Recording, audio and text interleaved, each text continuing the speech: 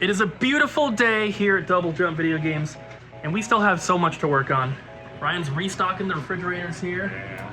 Look at all that garbage. Look at all those. You emptied all those out? Yeah. Yeah, I did. Nice. It's looking good. We have so many little papers around the store that say work in progress, and these are sections that we just didn't have time to complete before we opened. And some of the stuff, we don't even have the things we need to complete them, so they're going to be works in progress for a little bit. And we've been slammed with trade after trade after trade, but that's kind of been okay because it's all been really, really good stuff. The bottom of this cabinet is completely empty.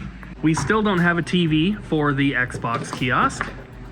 This poster display in the Blockbuster section is still completely empty.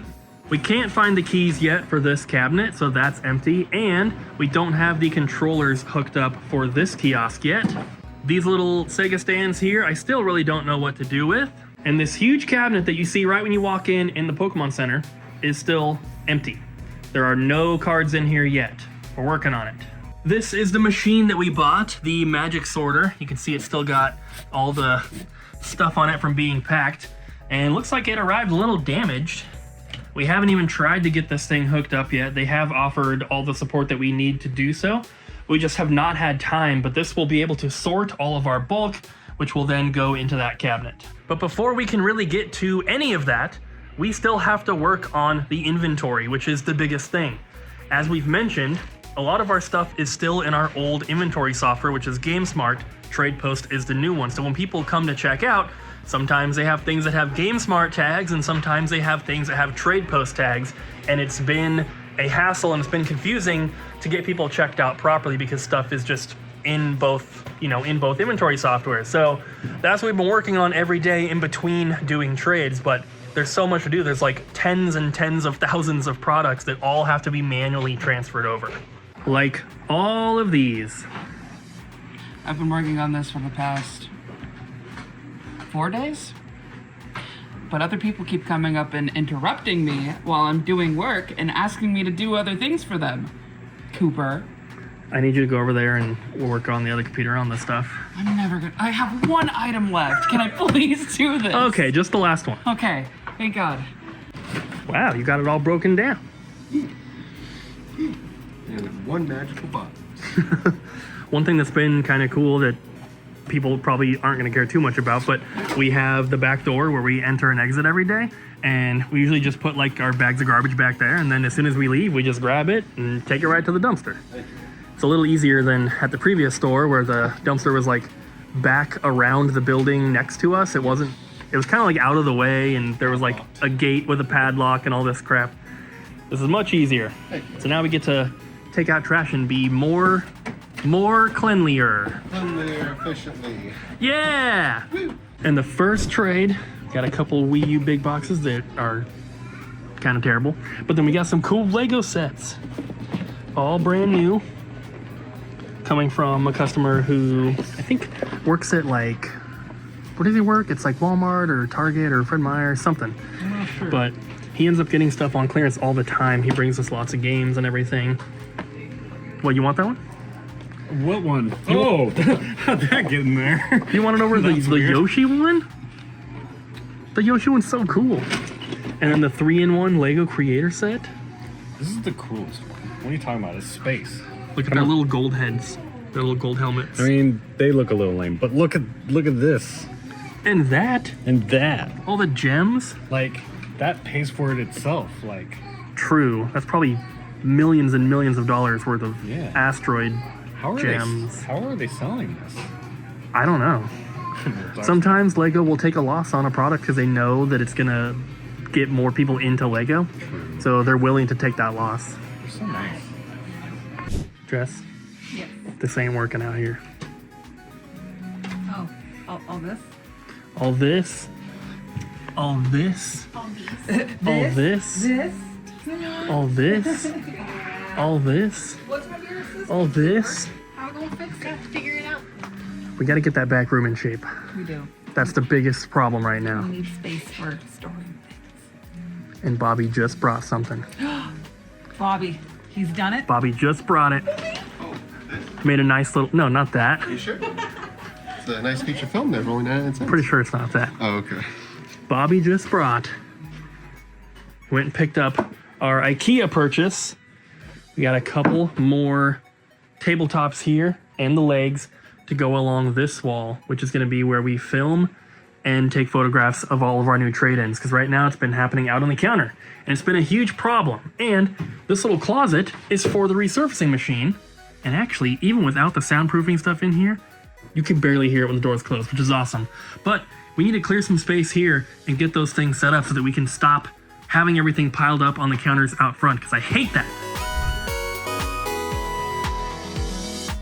Space is cleared for the most part, so we can get those tables up. A lot of this stuff is just going to go back underneath the tables. These are the Dr. Mario plushies. We have Demon Slayer figures and the Rivet, Ratchet, and Clank plushies. And a Gremlin. And we finally have a couple tables back here, so we can actually work on things. Stuff underneath will not stay. Just has to be out of the way for now. But maybe I can actually sort a lot of this stuff into manageable piles to get entered, because right now it's just random stuff everywhere. So it's now past 8 p.m. As you can see, Bobby and I are still here. We just did our first Whatnot stream at the new store, and it was absolutely insane. We usually have about 50 to 60 people in our streams for most of it, and then we get down to about 30 towards the end, because we usually stream for about 2 hours. Today, we streamed for like 2.5 hours, because we started a little bit late. We were averaging like 100 people for a very, very long time, and even at the end, we still had about 40 people, which is really, really good for us. And I'm sure you guys are curious what we sold and how much we made. So let me show you guys the piles back here of everything that we sold. So we have some stuff here, lots of really good ones, as you can see. Fire Emblem, and then all of this stuff as well. And realistically, this is a very, very small amount of our inventory, but there's really good stuff in here. You guys can see some of the titles, really, really awesome games. But I looked at the store, looked at the shelves after we finished. I was just walking around and looking, and I'm like, man, it doesn't look any different.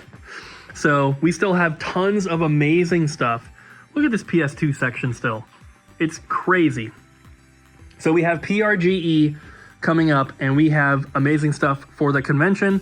We're also going to be open here for the first time, and that's going to be awesome. But how much do we sell on Whatnot? So it's definitely a very special stream.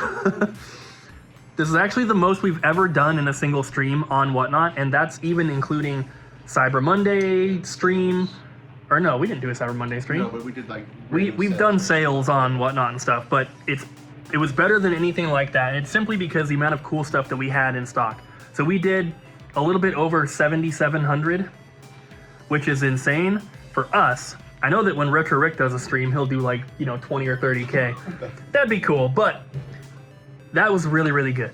And we have PRGE coming up this weekend, so we're going to hopefully be able to sell a bunch of other really cool stuff. And then hopefully we can start buying some collections again, because we've had to take a break from doing that because we've been working on the store. We have a ton of emails we have not been able to respond to. We've just been so busy. And then the extra cost of moving over here and opening up, it was tough, right? Financially, it was kind of tough. So the grand opening was great. Sales here at the new store, just like in person, have been great. The average daily sales have been much higher than they were at the previous store. And then obviously the Whatnot stream that we did was awesome, and we have PRGE this weekend. So it's setting us up to go into quarter four. We're already in quarter four, but into November and December, which is already the busiest months of the year, on top of everything else, we're going to be in a really good position. So I'm very excited about that and happy, and hopefully don't have to stress about anything. So Bobby and I are going to get out of here, and we'll be back for you guys in just a couple seconds, but gonna go sleep, be back here in the morning. Good morning, guys. We got a shipment in the mail today of a new release, and it's this game, Ludo Special Edition for the PS5. Kind of a cool slipcover here, it's just all black. These don't come out until tomorrow. This video also doesn't come out till tomorrow, so I guess today for you guys. But Ludo, we got 5 copies, special edition. Bobby, it's been so hard to film. Yeah, there's a lot going on. It's like, we thought we had a lot of trades before we moved. Yeah. It's been pretty crazy. Stack on stack on stack. Sales have been really good, so like, it's not like we're taking in too much. It's just the time that it takes to do all the trades. Look at all this stuff. There's all this stuff. I've been trying to get these entered from our like backstock, but it's just been slow. Just did a trade for all these beautiful Pokemon cards here. Some pretty cool stuff. Ariel's working on some. Bobby just did a thing for some movies. Yep. It's just a lot of everything. Testing something for another thing right now. Pika. Freshly applied, he was saying. Beautiful. This new printer and software prints the tags so much faster than GameSmart did. Bobby, what's one of the best-selling kind of things here at the store? What do you mean, handhelds? That's right. Handheld consoles and Mario brochures. I mean handhelds. We have this cool little GameStop cabinet where we've been putting stuff. So we've sold a few, but we have these in here. We've been adding more as they get traded in. We have boxed ones out here, at least for Nintendo stuff. This is just Nintendo handhelds. But we have been saving stuff up for a couple years before opening. Everyone knows.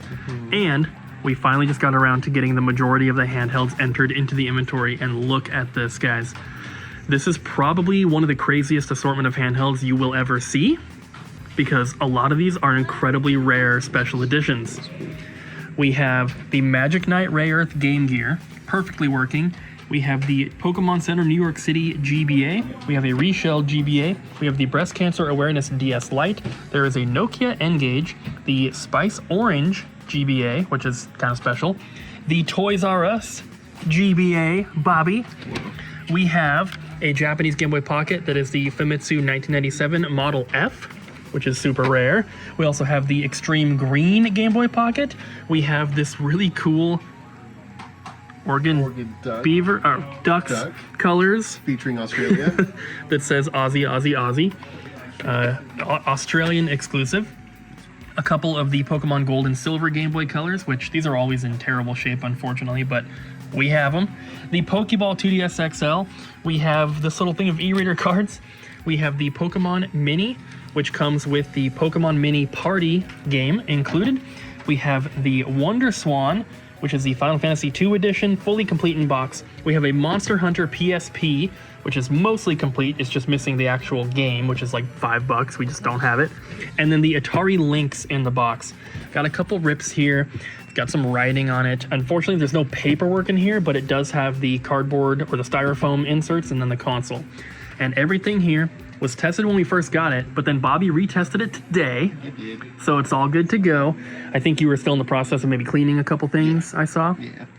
But this is awesome. We do need to test these 3 again still, but he did all of these. And one last thing. This is a Nintendo customer services brochure from one of the authorized repair centers. And this thing is really, really cool. It's a simple little fold out here, nothing too crazy. At this point, this is mainly just a collector's type item. I personally collect these. I think they are super cool. We have these priced at $10. They normally go for like 15 to 20, but we have a pack of 100 of them. It was literally sealed and I opened it so we could sell them. And so we're priced them a little bit cheaper. This is super cool though. I'm going to go ahead and put it in our little collector's area over here in this glass case. And they're all brand new, beautiful condition, cool little collector's item. Thank you guys so much for watching the video. Hope you enjoyed, and we'll see you guys tomorrow. Bye.